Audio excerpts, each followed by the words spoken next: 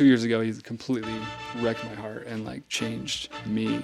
And in that, he gifted me a greater capacity to be able to recharge, like at least with Kaylee. Our takeaway was, he was saying like, hey, I trust you guys, like make the choice. You have my wisdom. Like I'm not just going to give you a yes or no answer. And I feel like that's a big thing. And, kind of what I described to you, to kind of share that, like God doesn't always give us, like, he's not always going to tell us our whole life path. Like when decisions are coming up, like.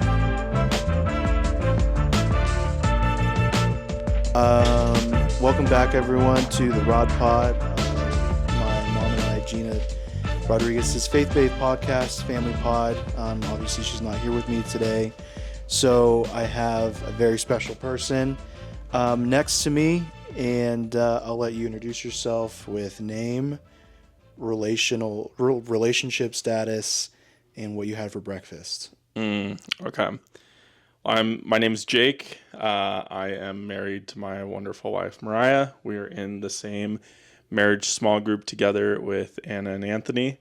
And then for breakfast today, I threw the pork shoulder that Anthony smoked yesterday onto the cast iron. Got that all crispy, and then that was the base with some hash brown patties and bacon and eggs and salsa and guac for like a breakfast tower. You threw it down. It was quite amazing. Anna had the idea. She had the vision, and I jumped in and did what I do in the kitchen and took over, because I have probably minor control issues when it comes to cooking. You kept saying that that is what you want out of a restaurant, right? Oh yeah, like for restaurant bread, I just want like all the meats and good things all stacked together. Dude, restaurants just don't know how to do breakfast anymore. Do you have any breakfast spots? I don't know, man. Like we like Valentine. We like Vovomina is pretty good. I'm forgetting the other place, but I struggle with a lot of the places in Phoenix and Scottsdale because it's so like just $14-15 for bland eggs, bacon, and like hash browns. And I feel like with cost effectiveness, breakfast is very doable, right? Yeah, but because it's cheap to do, they do it cheap. Yeah, right. Yeah, no, I just don't think there's enough people putting much effort into, like, I feel like it's more worth it at like a farmer's market or something to get something, because they actually put effort into how things taste. And there's one at the Uptown's farmer's market where it's like they do a brisket sausage on a like English muffin with, I think it's like maple, like a maple aioli with oh my god, pepper, like a pepper like jam slaw, and a fried egg on there. I mean, it's great and so delicious. I think it's like $15-16, and like it's just so much, but it's delicious. Yeah. So I don't. That's like what you have to go to for actual good flavor. This is gonna be such a big back episode, which is good because I mean obviously, I mean, it sounds, based off of what you said so far, one would think you're in the culinary industry. Not really. Just in the industry of serving friends and family. Service, yes. And keeping myself a big back. Yeah. So, but I do want to talk food first. Yeah. There's a lot to you, obviously. You're more than food. You're more than the food that you serve us. But from my perspective, because we probably have the same love languages. Mm-hmm. I understand you. I read what we're very similar people in how we think and the way we should probably flesh out a little more context. Yeah. We're in the same marriage group. The one that I've talked about countless times, all good things. Jake is the one I've mentioned before. You sent me, not sent me. We were talking with you, and you encouraged me to follow more so the wisdom that God has blessed me with over time, not as opposed to, but as an alternative to my previous approach of waiting for a green light. So anyway, Jake's the one that did that for me. Major impact on my life. Anyway, same marriage group. We've been going for 4 years. Yeah, almost. like three Yeah, something yeah. years. Almost 4. Yeah. It's felt like a long time, but in that time span, I can't count how many times I've been blown away by what you've made. So, and we're relatively the same age. Yeah. I don't know if it's an age thing. It's that like you're probably like top 5 personal people in my life that can throw it down. So Thank you. speak to that. Like where does all of this come from? Yeah. So, and it's funny, we're doing like a sneak peek into, we're doing like a presentation or slideshow night, and like I touch on this a little bit too. So that'll okay. this will be kind of sneak peek what's in my, because it's hyperfixations. Oh, we're doing a staycation. That's what Yes. the vibe is. That's what we're this here. weekend. So So you're going to see someone else Yes. soon. So I kind of touch on it there, but to give you a preview into kind of some of those things, growing up, biggest influence on food for me was my dad. When he was probably our age and a little bit before, so his mid to late 20s, kind of around when my parents had me as the oldest son, he was doing a lot of international travel. He grew up like Arizona, Wyoming. I don't know if he lived Arizona, Wyoming were kind of like big places that he lived. Is it for work? When my dad was a kid, he lived in those different places. My grandpa worked in mines, so worked in different places like based on that. So yeah, my dad didn't have, if you think about maybe Arizona, they were the white Arizonans, like Arizonians, whatever it is. And then thinking about Wyoming, that's not a very food focused state. So, growing up, he had pretty bland food kind of experiences. And then, as I was born, his work had sent him all around the world, spent some time in Asia, spent some time in the Middle East, and I think a little bit in Europe, and especially like Asia. He got some really strong inspiration, and like his kind of taste buds and stuff were widened a little bit in terms of like what flavors were possible and things like that. And so from there he brought back kind of that sort of thing into those inspirations back home. And I grew up in kind of the Portland, Oregon area. So there's pretty strong Asian culinary influence there. If you guys know Portland, strong food culture and things like that. We didn't necessarily get that growing up, but what we did get was like having good ingredients and like kind of a variety of things. So growing up, my dad was always really good at grilling. We watched a lot of like the Food Network, Food Channel, like Diners, Drive-Ins and Dives, Chopped, like all these different things, kind of seeing how people, seeing these crazy ingredients. And then it was always, for him, it was always like, oh, what's the crazy, cut of meat at the grocery store. And then, my dad's just a white guy, white redheaded guy. That's where I get it from. My mom's Mexican. So I also had, my dad experimenting with all these kind of different recipes, and then growing up with my mom and my grandma making Mexican food on a regular basis. I had a wide variety of food that a lot of my friends just didn't have, and especially my mom coming from like a Mexican background. I'm sure like Mexicans don't mess around with the seasoning. Like everything's gonna be seasoned. So I feel like in a lot of American families, you got your like white Midwestern mom who doesn't put seasoning on anything, and your dad who grills steak once in a while. Most of like our meals on a daily basis were like my mom making kind of bulk meals, because I'm the oldest of 5. We were all like athletes and stuff, so it was just get as much food into these guys as you can. but my dad, I mean, what kind of, that inspiration was he would go above and beyond. He, put so much effort. If it was like a holiday or something, he would, spend all day, sometimes like the day prior, just putting an effort to make really delicious meals, and it paid off. So, you know, from all that, I picked up on like, oh, how do you season your chicken? Like chicken was always the easiest thing. Chicken, but he always did chicken thighs versus chicken breast because Heck it was yeah. like, you got more fat on there, you got more flavor. I Like, feel so justified. oh yeah, I don't eat chicken breast. Like, Neither do I. It sucks to cook. oh no, it's like, I mean, you can get it good, like if you smoke it and do all these things, but like I can grill the heck out of, chicken thighs and they're going to turn out amazing any day of the week. And then, yeah, so little things like that, using, you're frying up some eggs, like use leftover bacon grease to fry those up, like all the things to like maximize flavor.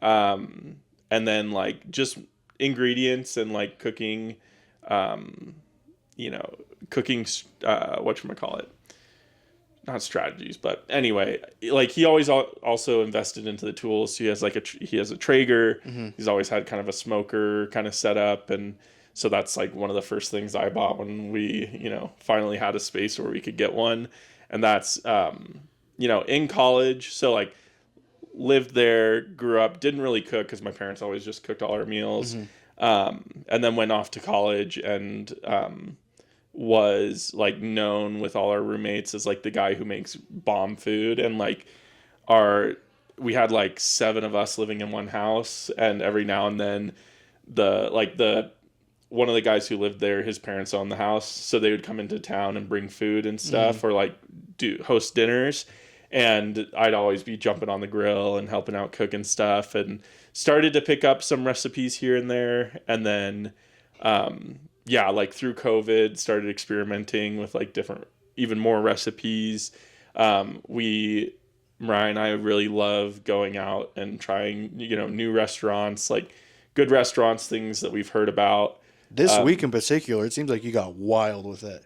With like trying different places. The variety of things you were making. Oh yeah, I mean, what did I make this week? Something seafood this week. Oh yeah, this week was pretty crazy. So I love Thai food. So and I'm a huge Costco guy. So we're Costco guys. Costco guys. Boom.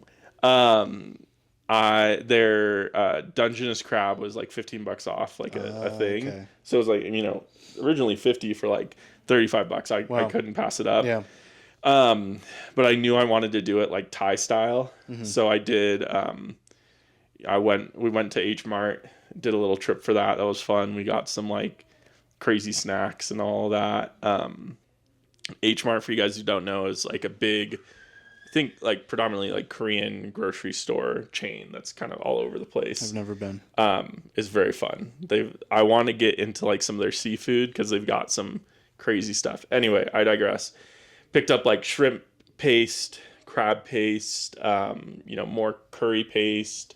And then I think I did a base of like all this, all that. And then plus some like garlic, onions, Thai chilies, like cooked that all together, and then stir fried the crab to warm it, like heat it back because it was already pre-cooked, but heat it back up and did like a Thai stir fry. Amazing. Crab. That was so delicious. And then from there, like we ate as much as we could from that, and then we cracked the rest of the shells, got it all out, and saved the rest of it with the leftover rice that we had. And I did a Thai crab fried rice with the leftovers. Dang. With like a ton of green onion, cilantro in there too, more Thai chilies, more garlic, stuff like that. And then I did like a fish sauce, lime, cilantro, green onion, Thai chili, like with some palm sugar as like a sauce to pour over that. Yeah. So yeah, I mean, we have like a couple restaurants that we've gone to that we get a lot of inspiration from. We've done some travel to Europe that we've just had like really crazy food at. It's kind of hard to replicate European food, because so much of it is the ingredient based. Like you can make the same thing, but it's just gonna be 10 times better there. Mm-hmm. We really want to go to like Southeast Asia to kind of get those actual, we found some pretty authentic spots here that I draw inspiration from. But otherwise it's like TikTok or YouTube. Like that's where I get so much of my inspiration. And it's been a progression. Like it started little things here and there. I've always just been drawn to like crazy ingredients or like aggressive flavors. Yes. Like I love tacos de lengua, making that tongue. I've done like cow cheek. I've smoked that and then done like tacos with it. Oh my god. I actually isn't that cabeza? Mm-hmm. Okay, yeah. Well, cabeza is like I think head. Oh, okay. Does cheek have its own? I think it does. Maybe. Res? I don't know. Also something we're kindred spirits in, being no Sabo kids. Kaylee was actually just making fun of us out there. Neither of us know Spanish. No. My mom failed me. Same here. Yeah. So sorry. Yeah, no. I mean, yeah, and then I mean there's that whole side of things of just the Mexican food. Like I find it very difficult to go out to Mexican restaurants. Dude, I'm not even that well versed. Yeah. In it, but like we have visitors, family on Anna's side of the family wants to come, see all the Mexican restaurants. And people ask me all the time, what are the good ones? I'm like, dude, I don't know. I don't know what to tell you. There's actually one Chispas in Chispas. It's like east of Old Town. Okay. In Scottsdale. The reason I mean they do like flautas with like really good like fresh shredded lettuce and the sour cream and guac on it. So with Mexican food in particular, is there necessity to make it upscale? No. Unless you're going for high cuts of meat. Yeah. Why throw it into Scottsdale? Well, it's not like this is just like a grab and go place. Oh, okay. Yeah. Like not like a sit down place or anything. But yeah, no, I agree. I mean, when I'm cooking Mexican food, I would say the majority of my meals are very basic, very, it's not that it's just like food to eat. Like I always want to make it taste really good, but the upscale is when you start throwing like shrimp in there and seafood and stuff like that, at least that for me, Yeah. But this place is just really good. They use really good ingredients. The steak they use we do like their steak tostada. Oh my gosh, that thing's so good. So also, Beach House, their surf and turf burrito. Oh, you guys showed us that. Yeah. I haven't been in a while. Any GCU students would know. From my understanding of your day-to-day cooking, I don't think you ever, I'm sure you have your definition of easy meals. Yeah. But compared to the typical household, I don't think any of it is low effort. Yeah, I mean, I guess the only thing that I would consider low effort is sometimes I'll throw one of the things I feel like I've mastered is combining leftovers and I love that. Recreating leftovers. So then it's just heat up a couple things and throw it together in a burrito or something. Maybe not that, but that's kind of the style where it is kind of that low effort. But yeah, and I cook most of the meals in our household. I think it's similar for you. Which it's a good and a bad thing because I need inspiration to be motivated to make a certain meal. And so it's really difficult when we don't have fridge space or nothing sounds good. And I'm just I don't know what I want to make. Cause then nothing gets made and we're eating out at In-N-Out for the second time a week. How do you feel about the movie Ratatouille?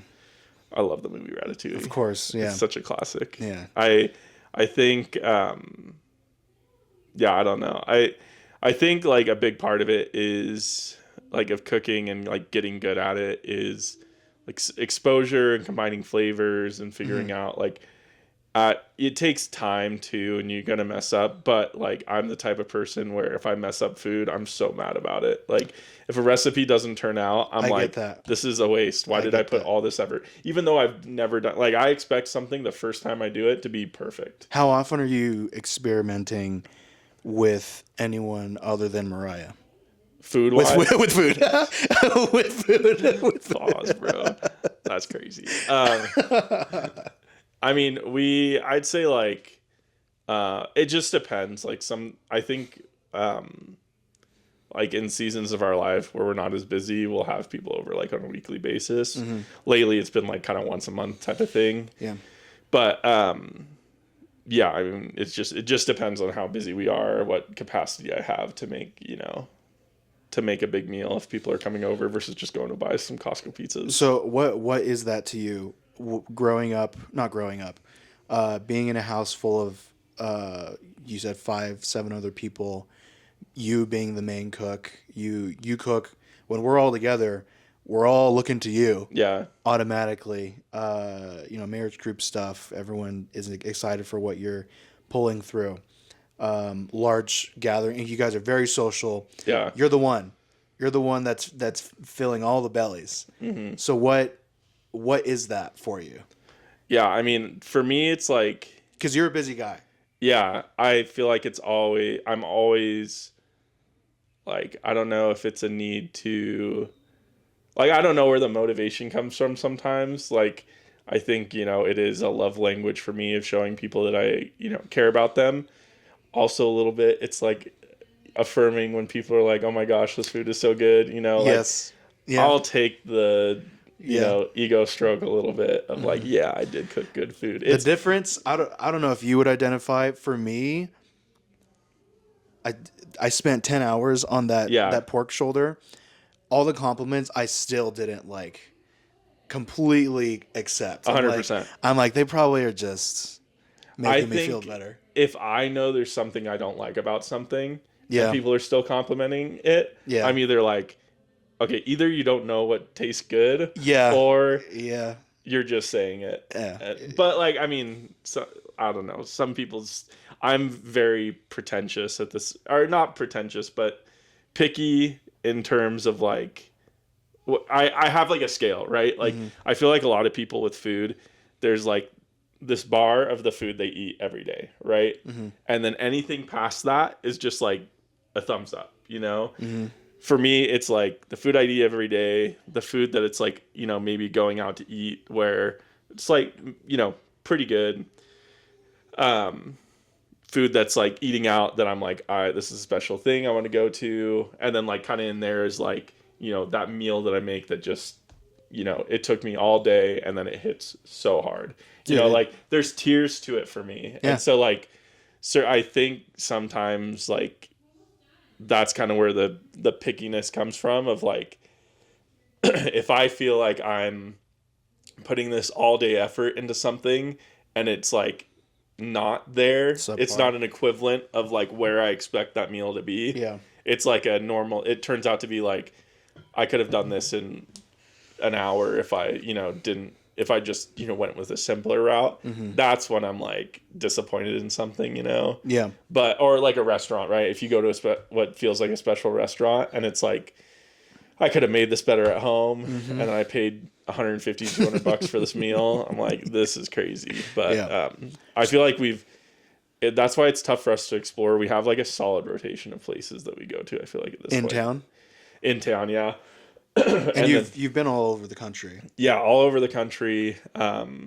There's places up home too, or like, in Washington, Oregon, that we really like. But I'm big on Glybon here, which is a really authentic Thai restaurant in Phoenix. Vicina, which is like Arcadia area. They do Spanish, Latin American tapas, super delicious. They have a banana bread dessert that they have to put a full like block of butter when they do. It's like not sickeningly like rich, but it's like on that border where you're like, they have like this peanut butter mousse that comes with it, and then like banana chips that you eat it with. Jeez. That we go for happy hour and that's how we wrap up our our meal every time. Glybon, it's like they have a crazy fried oyster mushroom salad. Whoa. It has a really good sauce on it with like fried garlic and fried shallots on there too, herbs, different stuff, and then they do their pad ki mao really well, their Penang curry. They have some, their dumplings are incredible. Those two are like go to like date night. We haven't been somewhere in a while. We just went to Pala. They do, I think it was Japanese and maybe it was like Japanese and South American fusion, something like that. But they have like a tasting menu where it's like a big table, and whoever signs up for that day, like you all go share the meal together, and it's like kind of shared plates and stuff. But for, I think it was like with tax and tip, like $110 a person, which for a tasting menu, I mean, it was 8 courses, pretty much unlimited wine along with it. It was super delicious. And the other 3 ladies were like, I think in their 40s, 50s, and did not eat nearly as much. I got the, hey, here you go, Jake, a couple times, especially when like the last course for like the savory was like a steak, and my God. 2 of them didn't even touch it because we had the course before that was branzino, and Mariah and I split pretty much an entire branzino between the 2 of us. So yeah, it was a crazy meal. Shishitos, some like sushi, some other couple courses of sushi, a salad that was really good. Yeah, that was a great experience. So dude, I have like endless just I could talk about food all day. Do you feel it is a form of art? Yeah. Do you view yourself as a creative person? So this is actually interesting. I feel like as like growing up, I never viewed myself as a creative person. Like I always thought I was pretty because when I met you, I knew you as more of like a methodical person, analytical, yeah, planning and all 100%. Of that. But you do, I mean, you apply that to food for sure. But there is that element of you need inspiration, right? Yep. And that's, yeah, I think maybe that's what, like, I replicate some things, and I'll spend a little time of that true creation where I'm just, this is the other thing. I don't use any recipes. I don't use any recipe for anything I do. Like, maybe I'll look for a recipe for inspiration.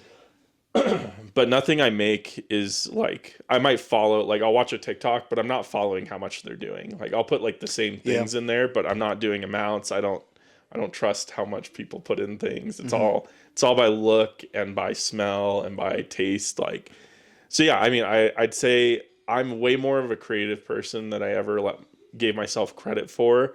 And I think even as an analytical person, like we can, as people who are like that, was a data analyst for a long time, did Salesforce admin work, like kind of worked in these technical data-driven jobs. You can kind of pigeonhole yourself as just somebody who runs numbers versus is creative, but within each of those, I had to get really creative with like finding solutions to problems. As like a problem solver, I really kind of reframed that as being more of a creative person than I thought I was. And yeah, like especially within cooking, it's more artistic, more creative than I think I probably gave myself credit for. Yeah. When I was younger. It seems like your motivation is to optimize whatever space you're filling, right?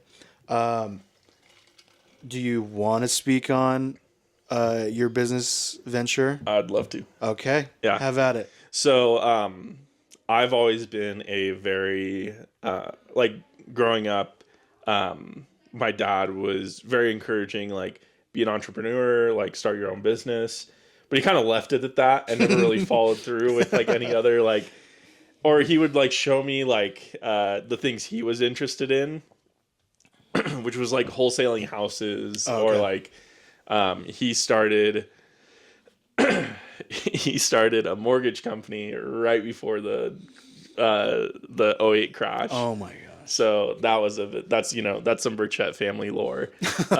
He was doing really great as a mortgage broker. I think things kind of started not going as well at that company, then started his own, and that I think was kind of that cusp of the crash and stuff. So I think when he did that, he kind of felt a little bit like uncertain about doing business again. So for a long time, kind of those barriers to like starting something always felt really big. But I'm very influenced by like TikTok, YouTube, like I gain inspiration. I see people do things, and then I have a as an oldest kid and someone who's like seen a lot of success in the things that I've done when I've put a lot of effort into it. Like I have the perspective that like if I see somebody else do it and I have a good picture of what it looks like and I have kind of background and skills that I think are applicable to it, I feel like I can do those things too. So always had that kind of mentality of like, oh, I'd love to be my own boss. I've also like hated working. Like first job out of college, like was just in, very, very type A, go-getter consulting firm. And I was like, how did they hire me? Like, oh, my dad worked at that company. That's why they hired me. The nepotism was strong.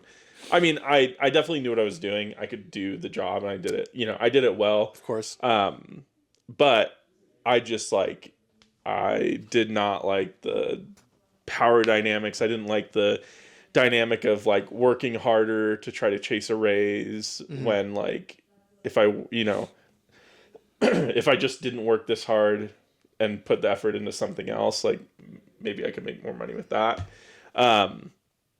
And so like early in our marriage and stuff, I always had these little side hustles and stuff I was doing where I'd be like, what is this new thing that is I would have like, oh, I want to do this career. I want to do this side hustle, where I was always very skeptical of those things. Did you have to do a lot of legwork to convince her? Not necessarily, because it's always very my thing, kind of like internal stuff. So all that was kind of going on. So I had that like kind of hankering to find stuff that I could like make money with. I was like going to Goodwill, buying like t-shirts, trying to sell them on eBay and stuff, or going to Ross and Marshall's looking for like cleats. I didn't know that. And that's how I kind of got my start with it, of like my side hustle and like kind of that itch, like buying electronics and stuff and like trying to flip them and just things like that, little things here and there, would watch YouTube videos on how people would do it. And then it was like 2019, I started watching sports card pack openings and stuff and realized like, oh, like the card that was in there is worth more than what he paid for the pack. Like you can make money doing that. And you could, go into the store, find a box and find a card that's maybe worth more. And so I started like going into Walmart, Target, like getting boxes, learning more. That kind of snowballed more and more. I started making like content. I was like legit like an influencer at one point in that sports card collectible space. This was like early on when, people wouldn't like, people just weren't making the content. So like it just kind of happened and was, we'll take a pause. Adam is joining us as well. Hello. Yes. Dad duty has been put on pause for a sec. The final seat has been filled. Hello. This is another member of our amazing Hello. marriage group. I had Jake intro. Start with your name, your relationship status, and should we do something different for him? Video game related. What are you playing right now? I am Adam. We doing last names? Van Dam? Yeah. Sure. And I am married. I got a ring right here. I just came back from, I guess I shouldn't look at the camera the whole time. I'll talk to you, the audio listeners. No, just got back from dad duty. We have a little, almost 6-month-old, which is crazy. You didn't talk about. Oh yeah, I have a kid too. Yeah, new fathers as of this year. Yes. Yeah. So, Within like a week or two of each other. Yeah. yeah, it's cool. And then Father's Day was last week. Yep. First ones. It's Huge. cool seeing our wives get to do the pregnancy together, and we're just learning things together now, which is cool. But To go back to the most important question, though, right now, I'm still playing Fortnite and have been since 2019. I've dabbled in Hogwarts Legacy, and what else have I played? A few other things. I tried Fallout after the show, but it was okay. A little tedious, but Nice. oh yeah, So that's where we're at. Adam is the other half of my monumentous spiritual growth in the past couple of years. You can I've never been hyper specific about what I do, but we are coworkers essentially. Oh yes, We are in the film production industry one way or another. And then we explain what this is. We're here largely because of you right now in this space. I don't know if you want to be descriptive about it. we are abroad right now. Abroad. No, usually we're all. Do you say what city we're in? No, I don't know how I mean you can, sure. We're in a desert biome, in a large city, but no. Right now we are up in Prescott, Arizona. One of our good family friends, they own a really nice property up here, so they're letting us just stay for the weekend, which is really sweet of them. Nice little getaway for everyone because summer's heating up and the weather is amazing here right now. So. Yeah, got the dogs, everybody up here. It's good. It's a good time. So, can we finish your thought and then we'll get into more stuff? So he was talking about kind of the merge from your previous work experience to what you're doing now. Yeah. So I think I left off on was kind of getting into the influencer kind of space, got paid to make some content, was connecting with people who are kind of making, were the first kind of content creators and things within the space. Made some good investments in I mean, you could buy anything and cards were just going up in value. It's around when cards took off. For any of you guys who watch basketball, who follow NBA. Which, as a matter of fact, today. Yeah. Big day. Game 7 of the finals. And the crazy thing is the first player that I got really keyed in on was Shai Gilgeous-Alexander. This was when he got traded from the Clippers, the offseason he got traded from the Clippers to the Thunder.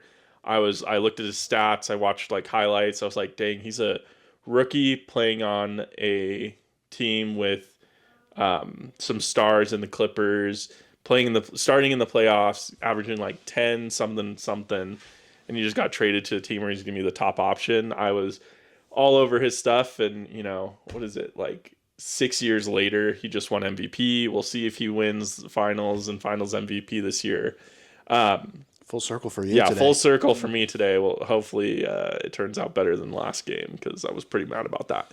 Anyway, if they lose, I'm just gonna put an overlay of the final score on you. Dude, yeah, the pop up will be crazy. So yeah, all that to say, I started making money with it and was like, oh my gosh, this is crazy. This all started right when we moved to Omaha, Nebraska for my first job out of college, and this coincided. I started getting into it when we moved, and was into it really heavy, was making content, had some pretty good months, doing affiliate stuff. And then, COVID hit. And so I just dove into it even more because people, got their stimulus checks. Everything was going crazy. The timing was good. I was in a pretty good position, there.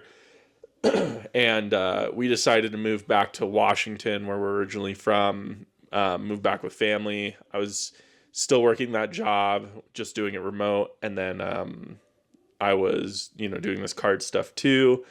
And then a few months after getting there, I just hated that job. I was like, I cannot be here any longer. It's so it would drain everything out of me. And then the card stuff was just doing really well. So ended up quitting that job, moving over to the cards. I can't remember if it was immediately after or if it was kind of a few months after. I was having some really good months, or maybe what happened is the months leading into me quitting, I had some really good months in terms of the income we were making and stuff. And then things got rocky, wasn't as easy to do, like lost motivation, kind of hit a rocky space there.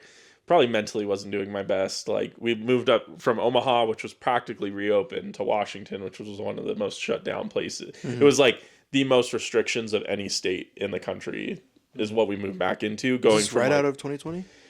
this would have been, so it happened 2020 in February, and then we moved.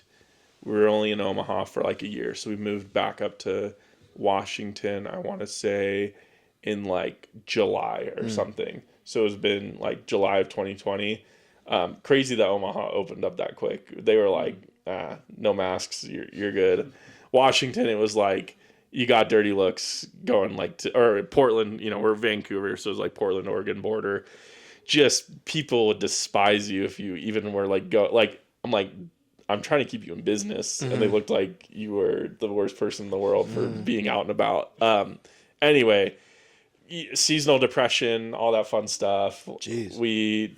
And then we kept visiting, back here, and we were like, all our friends moved down here. We were like, okay, it's time to make a decision. And at that point it was like, okay, I started looking for jobs again. Cause you need to make money to get an apartment type of thing. And one of my friends, it worked out on we visited like 3 times in that time. And on one of those visits, he was like, hey, I got a job for you down here if you want it. Like, and I was like, great, sign me up, move me down. This is a long story, but it all kind of goes hand in hand with it. We're good. We have time. It got down. All right, worked remotely for 3 months, then moved down. And then I worked in that job almost 4 years. Super easy job, very chill. From what I was doing right out of college, it was definitely like 2 steps down from that, like super entry level position. Wow. But like it paid okay and wasn't super hard. And we didn't, just Mariah and I in an apartment, no major expenses. It was like, oh, that's, not going to be too tough. Like it was pretty great. So stayed in that role, but still I was still doing cards through all this. I was still, side hustle stuff was still interesting, but like the card market from then on just continued to get like more and more difficult. Not, cards weren't just going up in price as they were before. And I just lost some of the interest. I think some of the like community parts of it got a little bit just like not as fun. You'd have to travel a lot. Just became harder. And so, but thankfully through that card connection, I got a contractor job at a, tech company that did like marketing for sports card stuff. So I've done that for maybe like 2-3 years now. I'm still doing that now in a lesser capacity at this point. But, all that to say, I was busy working side hustle things, knew that like, if we wanted to get ahead, I was going to have to kind of put in this extra effort. We, had a desire to buy a house, do those things. And so worked really hard. I was working like my 9 to 5 was more like a couple hours a week. And my contractor role Let me tell you, dude, I'm not a jealous person, but man, was I being tried being your friend during that time. I know, dude. I'm pretty bad because I freely talk about how good things are a lot of times. Yeah, but you're not bragging. You're just being very transparent. Oh yeah. Sometimes it might come across as braggy. I never took it that way. Okay. I'm glad to hear that. I'm a very transparent person. So like when I find it hard not to share about things like that. But yeah, my job was very, very chill. But then I was working my contractor job an additional 30, 40 hours a week. So, and then my wife was also working a good, salary job that, we were able to save up a good amount within a few, however many months it took us. We had some savings before then. Bought a house, and then once we were in the house, that raises kind of the like, okay, when are kids on the way? We kind of stuck to that like 5-year marriage, and that was around that 5-year point, and the house was kind of the thing, and then it was like, but really need a career kind of on top of it. So we were kind of at this like crossroads of Mariah really hated her job that she had. Not that like anything about it was like bad. It's just like her boss like owned a small business. He was, maybe just not the best boss. Like didn't help her to feel like she had the freedom to do the things she needed to do and stuff. Made it really difficult. So she, really wanted to be done with that. And I've had this, our whole marriage, I had been like, hey, let's start a business. Let's do something. We had thought about like a bar cart, like, or a bar trailer. They're like bar kind of horse trailer things. Those are really popular.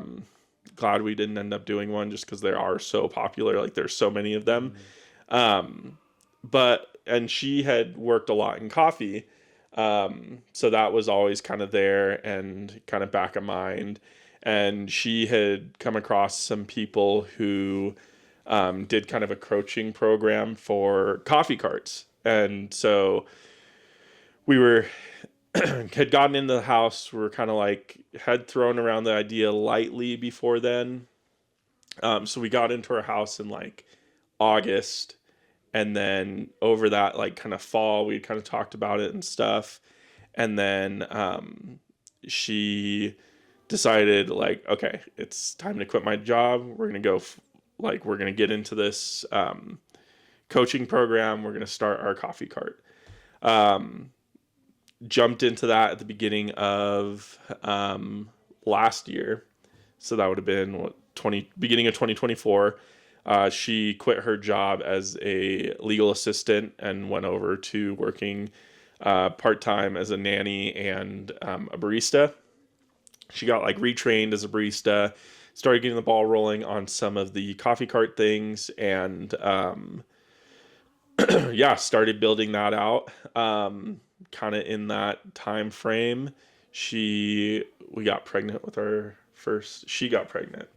I don't know how people say it, but got pregnant with our first son. So that was in March or April or so. And that was kind of we launched, I want to say in March. So like in this whole process of starting this business, she was also newly pregnant, and, nothing like taking on a significant mortgage, drastically more than what you were paying in rent on top of, and we had been in the house for, I think, a year before that though. So, I mean, it was like continuing on supporting that significant mortgage on top of then starting a business, looking forward to having a kid, and then being like the reality of like, what I make at my regular job isn't enough to, support us for if she's not going to be working kind of, a regular job that we, where we had before, where we were both salary and stuff. So we were like, okay, we need to make this coffee cart thing work. And first like 6 to 9 months, super slow. I wasn't as involved in the kind of coaching program as she was, kind of like deflected things to her to get stuff started up and stuff. And my like contractor role kind of started losing hours there more and more. So it was like, okay, we need to make some more money to sustain, and if we're gonna, be able to afford life, especially with a kid on the way. Not to say that I was the reason like we're successful. Mariah's done so much stuff, and her design and her effort, like there was so much that like has been done because of her, but she's not as much of a business person that as I am. And so we connected, we figured out the changes we needed to make with our website, with our pricing structure, our quotes and all that. And about like, September, October of last year, really got things kind of set up how we, like, hey, this is good. Like website's good. We're getting more leads. I think like from March through like August, we'd done a couple events, like a few. And, that whole time we were like, man, if only you can have like 4 or 5 a month, like that's going to be good enough to, cover what you would make. And that's kind of how we were looking at it. And then we were doing like 4 or 5 a month, like September, October, November, December. We had a single contract. We were really slow in December, and then one client booked us for 5 events, so that was really big. So started kind of seeing that picture of what it would look like. Got really dead around December. We were kind of like stressing it. The baby was due, any day. We were like, is Mariah gonna have to go back to work? Are we gonna have to figure this out? All this time I'm like working full time, helping her with run the business, doing events and stuff. Thankfully, most coffee events are very early in the morning, so I'd go set up before my job started. Sometimes drive into the office and then go pick her up after. But around, our son was born on born in early January, so it was still kind of the cool off of the holidays and everything. It was just so dead for inquiries. I swear, the day he was born, it was just like, just inquiry after inquiry. January, we had our biggest month we had, I think, had up to that point. And then I think we were like maybe 7 to 10, or we took a lot of January off, but 2 weeks after Mariah's due date, or 2 weeks after Mariah gave birth, we were back on doing events. So, and on her due date, we did an event as well, actually. So that was, that's right. that was pretty crazy. We were definitely dedicated to the grind, which I think it was like, that was less than a week before she gave birth is when we did that last event of that year. And then, so we had, blocked off time in January where we weren't doing anything. So maybe it was like 5 to 10 events. But then since then, it was like February, I want to say we did probably around 15 events. March, April, we did 25 events in the month. And that was insane. I was still doing my full-time work. I should have quit going into the month because she needed the help, and it was just so insane. We were like we were having those struggles of like, we wanted Mariah being like, hey, I want to be more than just a business partner with you, because it's very easy for me to just be like, this is awesome, businessman mode type of thing, where I have to like take a step back. Remember, hey, I'm a husband, father too. Need to like kind of step into those roles as well. And then May again was like 15 events. June this month, I think we've done maybe it's like 5 to 10, but it's also been so hot and we're traveling a ton. So we're very much looking forward to the summer as like a bit of a break. Yeah. But at this point, we're already booking out for October. We have like several multi-day conferences in October. November, I think we have a handful of events booked. Like, we're on our second cart. We're looking at warehouse space. We're looking at expanding like our offerings and doing like a mini coffee truck, like one of the K trucks. And so, yeah, it's just, hiring more people. We have contractors that we hire out for events. We're working with, the Phoenix Convention Center. We're working with some of these like really nice hotels, like big corporate event management companies or event planning companies.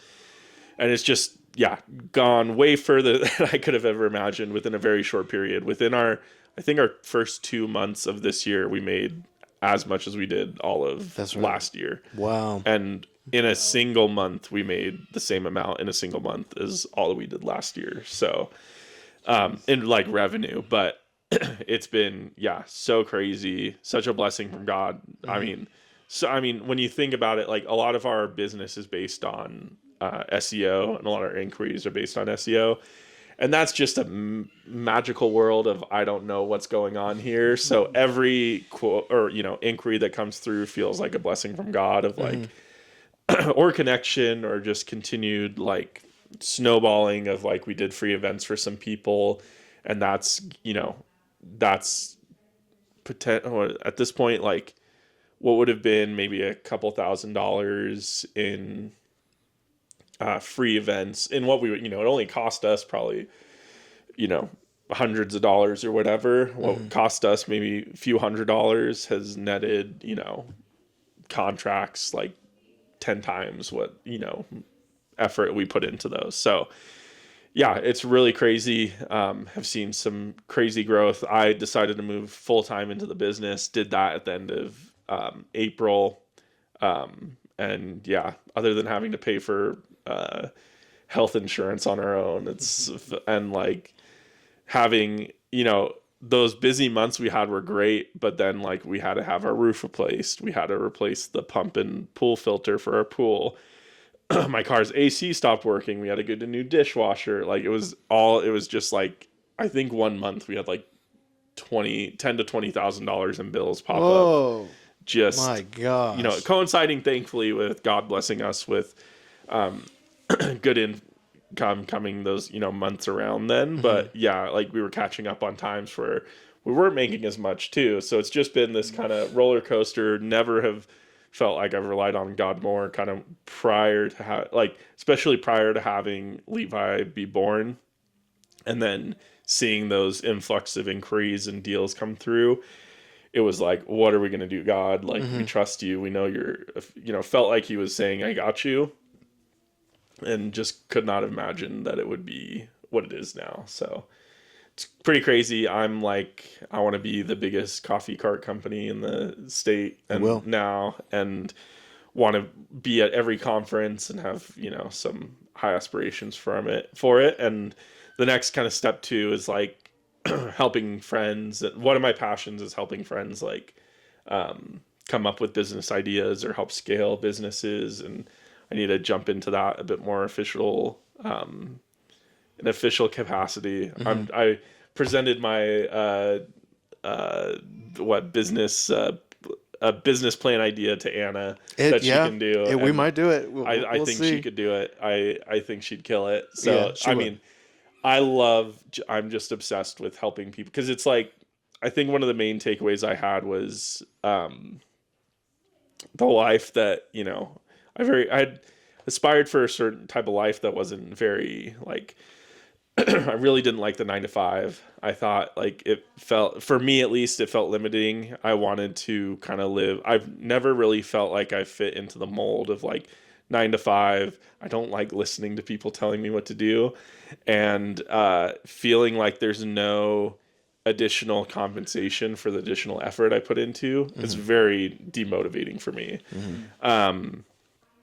So having something where I can directly feel like the amount of effort I put into it rewarded is just very satisfying. And like leads to, situations where we do have the flexibility to come out here for a few days, and then we're going to go up to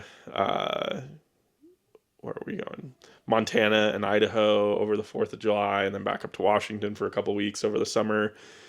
Thankfully, it coincides with our slow time of the year, because it's, good. It's so hot out here that nobody wants to be doing anything. But yeah, I'm a huge advocate for, first off, you have a certain type of skill. Anybody has a certain skill that can be like monetized or turned into a business.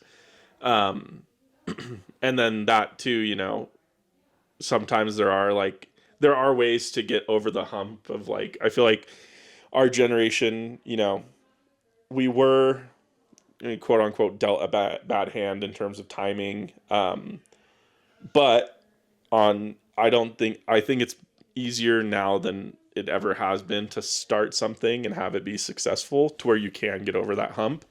And, it does take sacrifice. We've spent a lot of weekends, days, weekends, full days, waking up crack of dawn, lack of sleep, having a kid on top of everything. There's been a lot of sacrifice to get where we're at.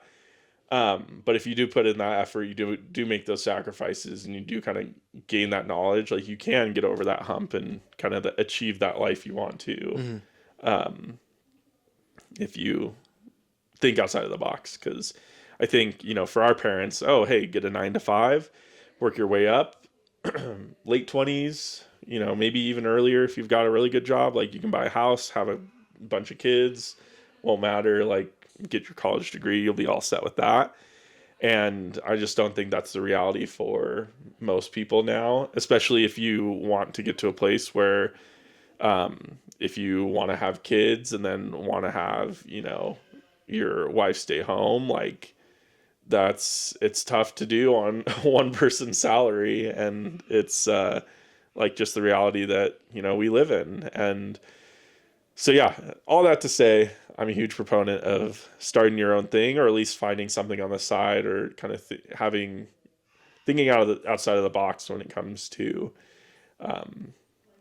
how you live your life, what you achieve to applying what you feel like might be like a limited skill in what you do have into saying like, oh no, I can do that same thing. Like it's pretty much the same thing. One of the things I've recently been thinking through and thought a lot about is like, when you meet more and more of these kind of high achieving people who are in positions to like have these big businesses or really high earning jobs, like they're still just normal people. Like I don't feel special compared to most people in terms of things. I think I've just leveraged certain things at the right time. But if you get your reps in and you continue to be willing to put yourself in uncomfortable situations, like that's a lot of what those people are. People who you look to who are really successful, like sure, some of them might have like a crazy higher IQ, but they're still like normal people at the end of the day. And I think we separate ourselves too far from each other in what we look at ourselves and being able to achieve versus what we see those high achieving people have been able to do. Like you're so much closer, you're way closer to that than you think. So That's great. yeah. A lot of talking, but I appreciate your guys's. It's been cool seeing you guys partner together in it. Yeah. It fits so well. Oh, 100%. Just her skills, your skills, the way starting a family. Yeah. All at the same time, new home and stuff. You guys are almost a reflection of that too, right? In your own way. Do you want to talk on that? I'll give it to you. I was gonna say, I don't know. Did you want to keep teeing him up and then I could do a two-parter because we're pushing a little bit, or we can just keep rolling. I'm cool with whatever. Do you guys have time? I'm chilling. Okay. I think the only thing I was going to add to that, and like you kind of teed up with Mariah's, and I think it probably didn't talk about her, aspect of it.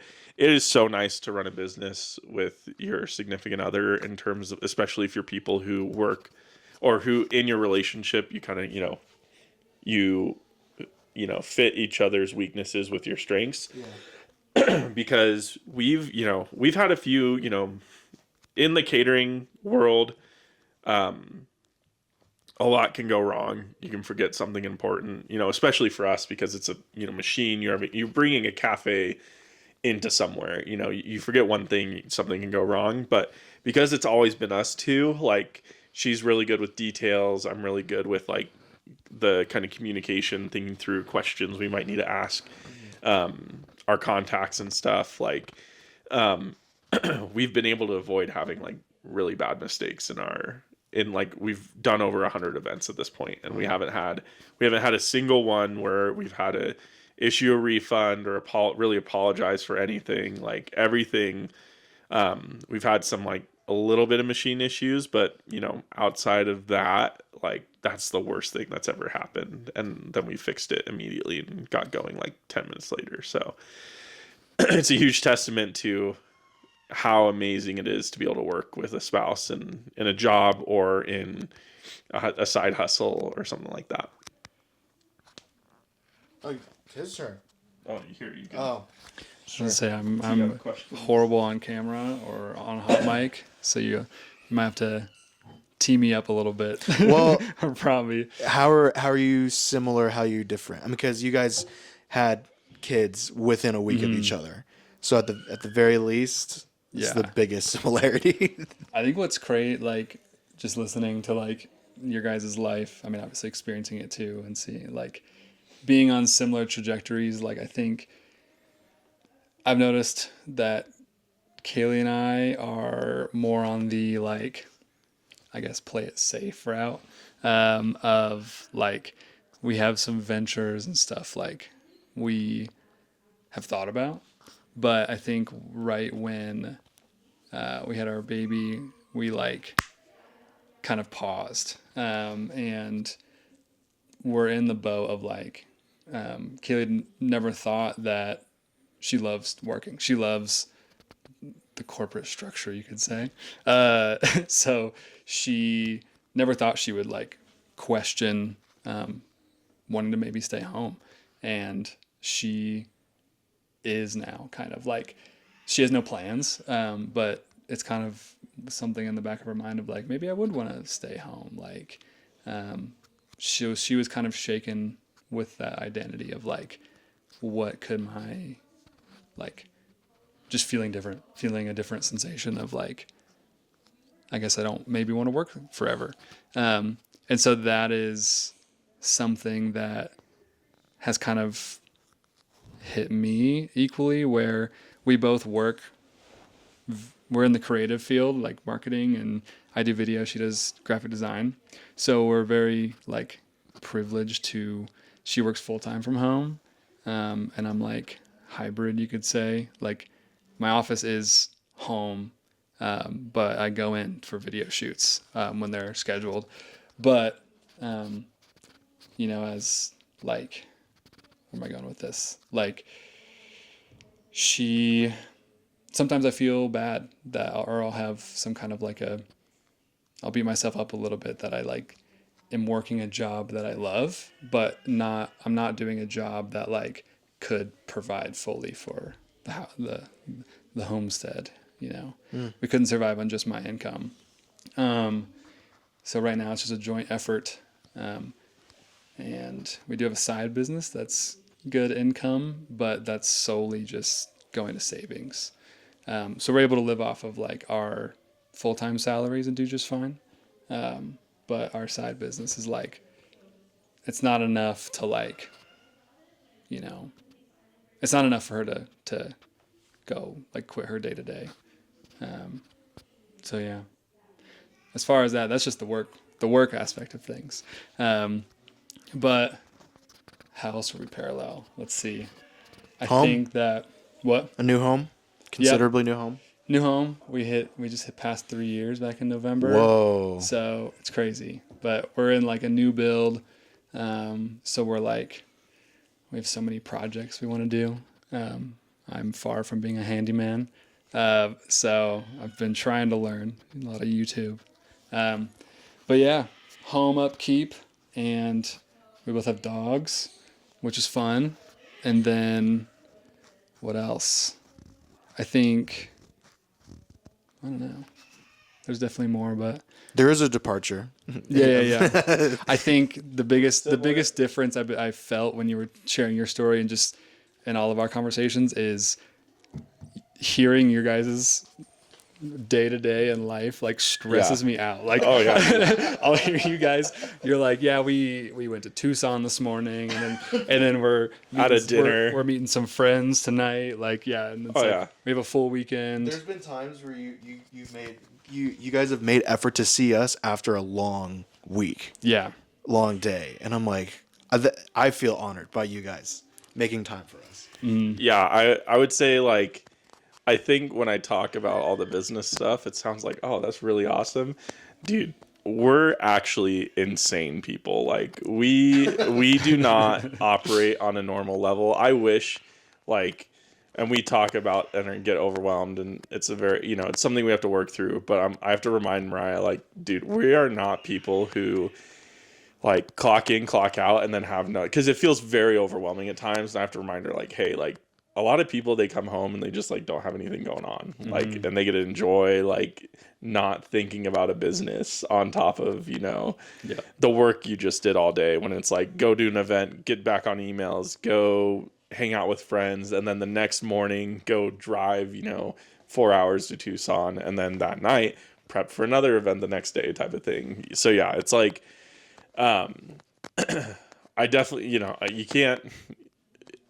We now have the blessing of being in a slow season, and it still feels like, the guilt around like, what, are we doing enough? Like, should we be putting a ton more effort? Like, it's hard to, it's definitely, I would not recommend for everybody. I think the more I think what you guys do is much more of what I would recommend for most people, and is probably what fits for most people's lives, is like, hey, have like a, high earning side hustle that you can do, weekends or evenings, but not doing it every single day, and like have some balance. Because if your goal is more so like save up, like build a savings, build investments, like what you guys are doing is much more feasible. I think we kind of just stumbled into sending quotes for everything, and then a lot of people said yes, and we were like, I guess we have to do all this work now.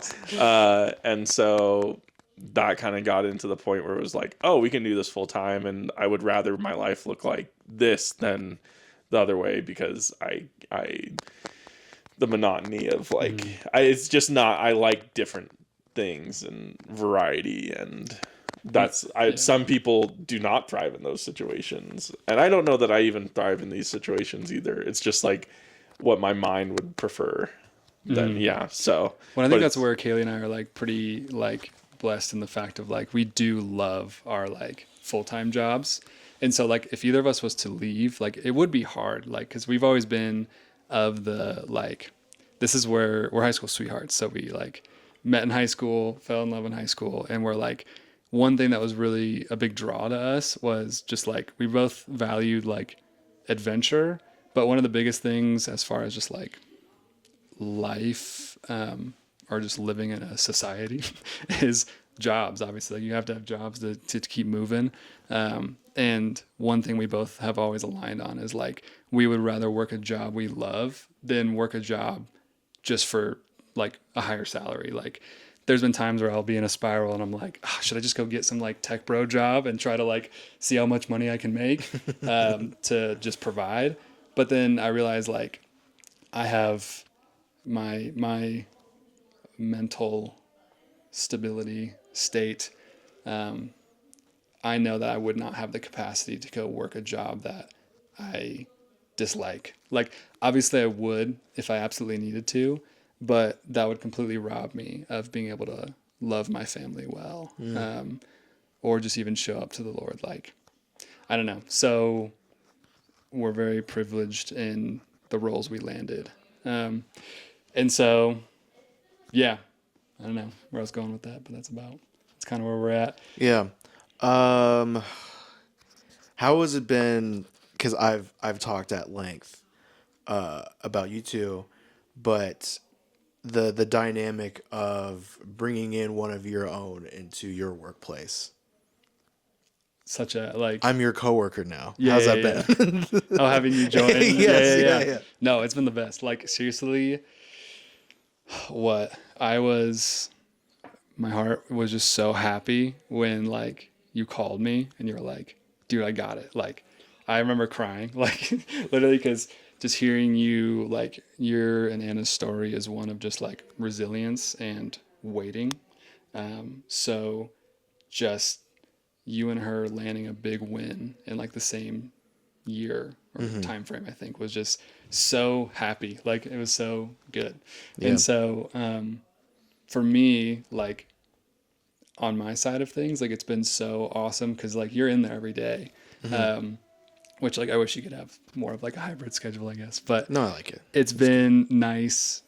It's been awesome. Like when I go in there, if I'm having a bad day or like I'm just really not looking forward to like the video shoot I'm about to do, like I know that I'm gonna walk into the studio and like see Anthony and like or brother. And I don't know, even if it's just for a few minutes while I'm grabbing my gear and gonna head out, like it's just awesome. Like saying hi. And some of the best times in like the last year, especially just dealing with this whole fatherhood thing, not dealing with, but growing in, it's been nice to just like come in, and if like the studio's dead, there's not many people around or whatever, like Anthony and I will upset the wives a little bit and say a little bit too much past clock out time, just having really long talks, which is good. Like I'm very poor at pursuing others. And that's a trait I know I need to grow in. But do you feel like you're getting enough time for yourself these days? I think so. Yeah. Like that's something that I've struggled with a lot in marriage is like I've always just needed like a little bit of alone time to just recharge. And something that like basically the Lord took a hold of my heart like 2 years ago. I've been walking with him arguably for like just over 10 years now, but 2 years ago he's completely wrecked my heart and like changed me, and in that he gifted me a greater capacity to be able to recharge, like at least with Kaylee or with the family, like even if they're in the room, like I still need to be able to zone out a little bit. And I'm doing less of like throwing headphones in and just completely zoning out. I'm trying to do less of that, but time to myself can even just look like I'm just playing some Fortnite or reading a book, and they can be in the room.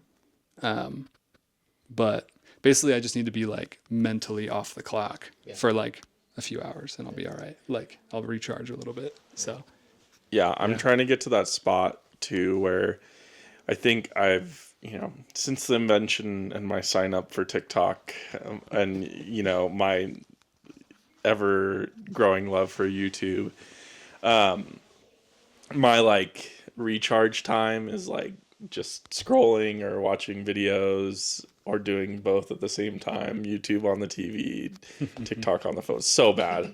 Just so bad. But like then that's like my checkout time. It's just not a healthy one. Where I'm struggling is like doing those like guy things, like I have desires to go golfing or like find things that like I can do on my own to recharge that aren't just, brain rot. And, that's kind of my challenge for myself is like, okay, what is my thing that I can do on my own that's like not just on my phone? Because right now I feel like then the way I try to do that is I try to get alone time when I'm at home, which like it would be easier if I was just out of the house for Mariah, because then she would know like, okay, Jake's not here. Like I just got this. It's no big deal. Like this is his allotted time for this.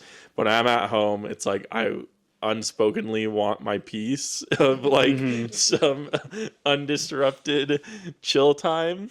And I think it would be much more peaceful if I just actually got out of the house and did something like fun and productive. Like it's hard to truly feel that satisfaction from just hanging out at home and like not doing anything. So that's kind of my challenge for myself and the thing I'm trying to figure out what I want to do. Hobbies are expensive for guys though, man. It's like golf. Disc golf. Disc free. Dude, I'm so bad at throwing frisbees. I've never been able to get into it. They're finally building a course right by our place. Nice. So I'm very excited. And it's like a huge park too. So like I won't feel as bad throwing some disc while the wife and baby are chilling in the park. But one thing that we're going to start next month, so like in a week, is I've realized I'm at my best when I am spending time with the Lord and prioritizing physical health. And that's not even like, that doesn't mean like grinding and like going crazy, just like walking on a treadmill or just somewhat getting some exertion for an hour or so. So one thing Kaylee and I are going to do next month, just because it's whatever, we're going to get our own gym memberships, same gym or whatever, but we're going to get a gym membership. And then that's basically guaranteed like we'd go separately because one of us needs to watch the baby. But we'll each have a guaranteed hour to an hour and a half of like, that's our alone time to just like go. And obviously like working out's not the most attractive alone time, but like, it's kind of a two birds, one stone thing where it's like, it's an opportunity to go prioritize my physical health, but also go recharge by myself and know that like, I'm going to have a good hour and a half, not like on duty. Like, so I can just go do me for a little bit. So what's developed in your guys' marriages since January? The best. It's been so good for us. We just have this like newfound purpose. which just comes with the territory. And I want to tread carefully with just, no, not in a bad way. Like during the pregnancy, like seeing her carrying, like, obviously our child, but like from my point of view, seeing her carry my child was just like the most beautiful thing. And now that she's here, like seeing her love and care for our baby, like, has just been very attractive and like just the most beautiful thing to witness. And so that's made me just naturally like so much more, like gravitate so much more towards her. Like I'm finding so much fulfillment in spending time with her and our baby. I can just say her name, but whatever, we'll see. But no, like it's just been so good for our marriage, because one of the biggest things is having her, like, it calls us both out of our like default states, we're calling it, of just scrolling and like wasting time, not spending time together, but still knowing we need recharge time. But like we both will say like our marriage has never been better. And that is also a product of the last 5 years of a huge arc of trials and tribulations, just with mental health and all that jazz. But no, we are like, this isn't me just saying this for like on the surface, like everything's great. Like it is really, really good. Like her and I are just, it just feels like a whole new love. Yeah. Like, yeah, I know, vague, but Yeah, that's awesome, man. I feel like it's interesting on our side because we like kind of went into the season of, newborn with like also the reality that like we're building it. It's a baby business, like, because it went from a side hustle to a business, so it was like baby business and a baby. And, I think it was hard to like come to terms with like, hey, we had to really wrestle with like, hey, this is a season where it's going to be like a struggle and it's going to be really hard. Did not get a ton of time, we don't always have the time to connect like, we did prior, and things are just even, logistics of our day-to-days just require like, we have to plan out every part of our day, transport to and from different places, and like figuring out who's going where and doing what time Levi needs to get fed and take naps and things like that. So I think, as things have slowed down, it's been a lot better in terms of like connecting again and, doing that. But it was a season, and that's, I think, I'm very like, more of like the things going on than like the emotional side of it. And so for us, like going on dates and doing, like, we did our first night away from him and for our anniversary, stayed at like a nice hotel, had a nice dinner, and like those things were like just so, it was like we were like, getting our drinks and being in our first appetizers and stuff, just being like, oh my gosh, this is what this feels like. I forgot what this feels like. We've been in the thick of it. It's been crazy, but we're really enjoying the season of this summer and starting to kind of pick back up on some of those things.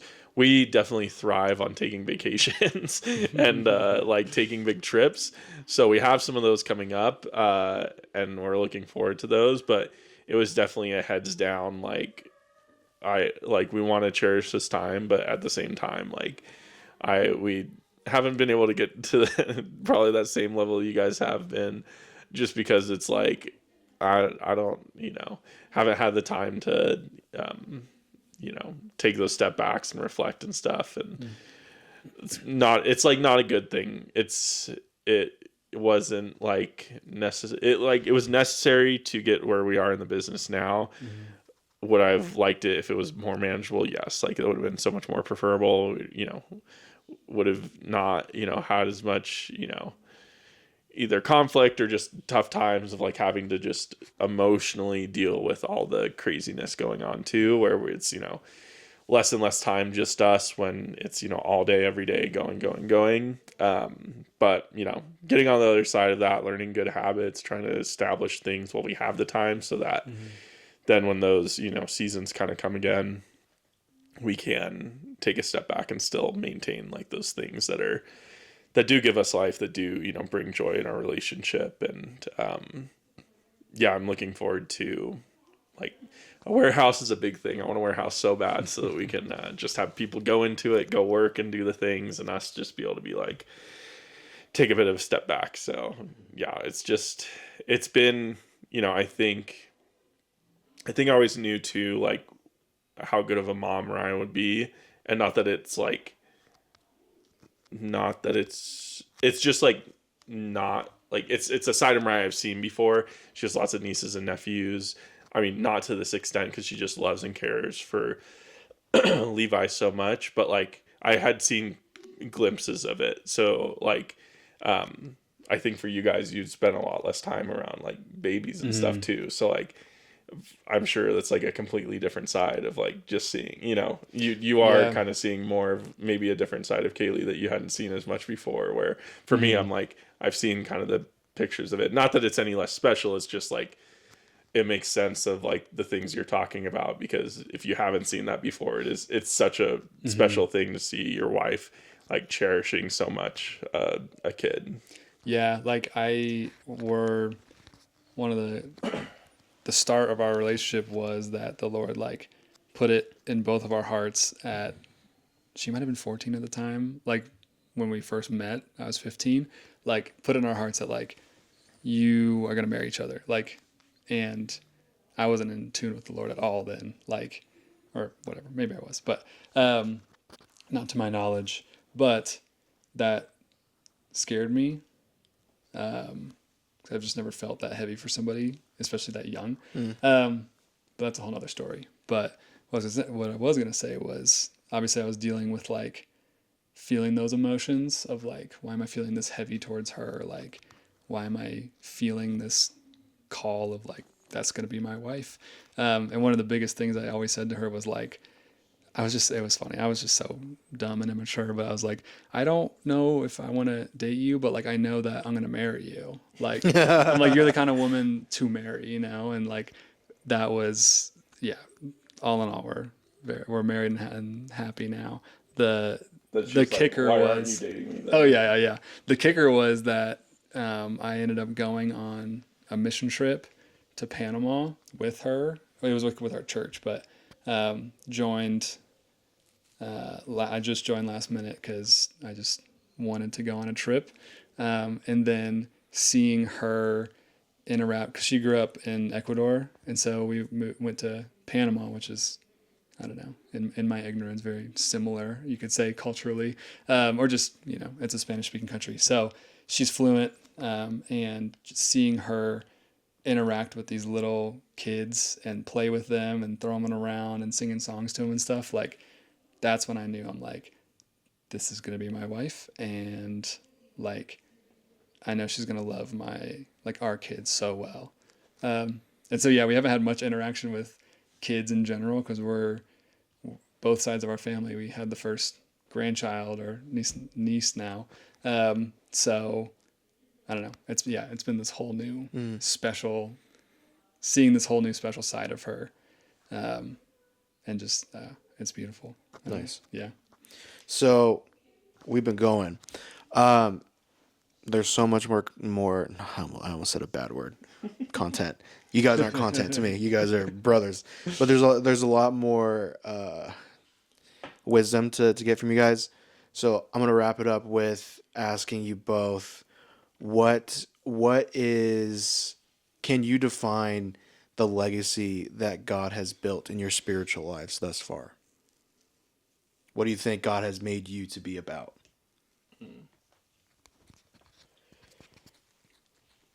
I think for me, like the things that, like who God's built me to be kind of echo the things I've talked about, like in business and stuff. Like one of my greatest joys is like helping people kind of see their potential and like see the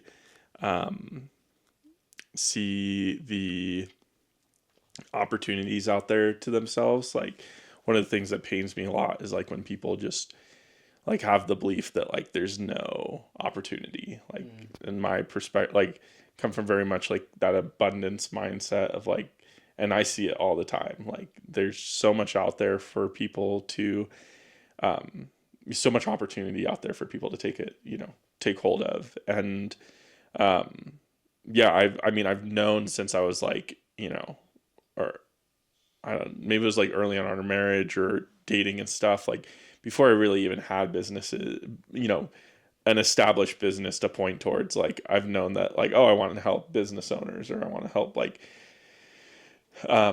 people in that. Like I just feel like so much of our, like, if we can not have to worry so much about like the life that we have to live in this like 9 to 5 kind of, or reframe our context of like our job is just our job, and then that gives us room to do our ministry.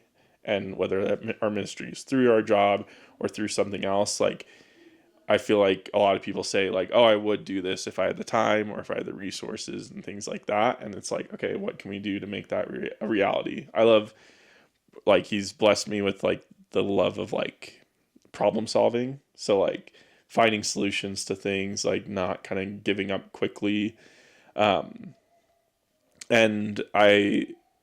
through that too, like I feel like God has blessed me with the ability to like, even if I feel like I'm not the closest to him, like I feel like his voice is like, if I just lean back into him, his voice is clear in terms of like direction, or like the tough thing is like just opening myself up to that, because I think sometimes I can kind of close my ears to it or not like lean into it, because I am kind of fine doing my own thing. And that's kind of the danger of like, because he might call you into something uncomfortable if you lean into that, but that's like, those are the best things that he calls us into. So, yeah, overall, like legacy wise of what he's kind of who he's developing me into is, yeah, somebody who has a desire to help, desire to problem solve, desire to encourage people. I mean, you've kind of talked about the, things I encouraged you with, and just like, for me, it's like,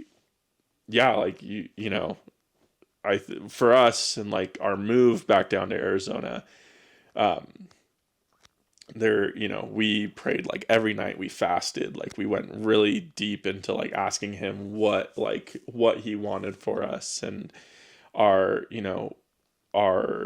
takeaway was, he was saying like, hey, I trust you guys, like make the choice, you have my wisdom, like I'm not just going to give you a yes or no answer. And I feel like that's a big thing. And, kind of what I described to you, to kind of share that, like, God doesn't always give us, like, he's not always going to tell us our whole life path.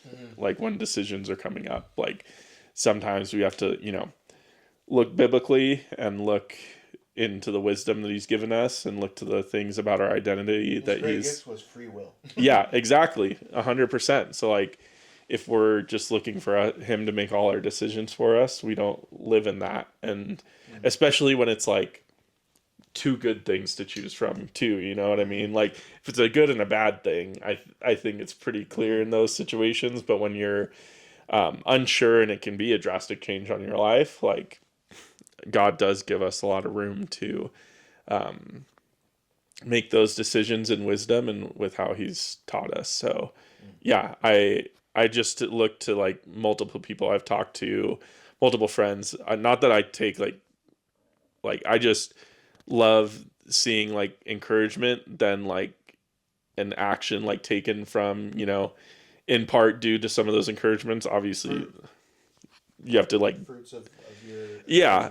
The like seeing those things and seeing people like just with a new lease or view on life, like through conversations or like through kind of encouragement, is just like so rewarding to me. And that's what I look to, whatever that ministry looks like, I'd love to continue to be able to speak to people who are open to it. The biggest thing is people have to be open to it. Like I know pretty immediately when somebody's not open to it, because I'm very tuned into like how people respond and like if they actually, if it's, if they have any interest in the thing I'm trying to communicate to them. And so for I think it just takes people who are open to what God has for them, because it's not just me telling them to do something. They then, have to be open to, testing that out with God and relying on him, because those opportunities come through him when you're in that place too. So,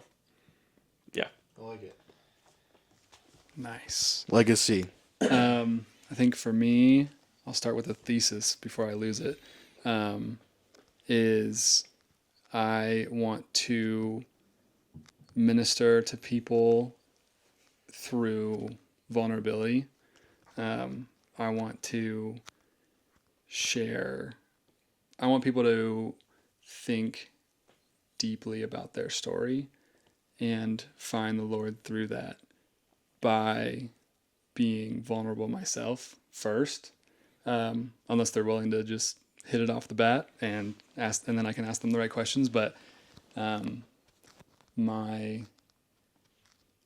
don't want to be, I guess, too vague or whatever, but we've talked about me maybe coming back on to like kind of share my story, but my story is one of just mental health hurdles, depression, ADHD, bipolar 2, little list, and then losing my train of thought. Sorry, I get so bad when I'm on the spot. Vulnerability. Challenge to do it. Yeah, and then a lot of my story is just overcoming certain addictions that were holding me back from being my best self, and a whole lot of recently dying to myself to be able to give what I have to my family and my home. So I've gone through the Lord has invited me through a lot of self-transformation, especially in the last 5 years, and especially in the last 2, even more so. So the legacy I would like to leave and lead by is, I guess I want people to see me as someone who like just laid it all out on the table. And I just invite others to do the same, like leaving things in the shadows and avoiding your problems is only going to hurt in the long run, in my opinion. And I do thank the Lord every day for, I guess, making me go through these trials, making or allowing or whatever the right term is, so that by the time our daughter came around, like, I know I still have, like, our whole lives are, I guess, counseling, learning, growing, working on ourselves and our family of origin and everything. So it's a lifelong task. But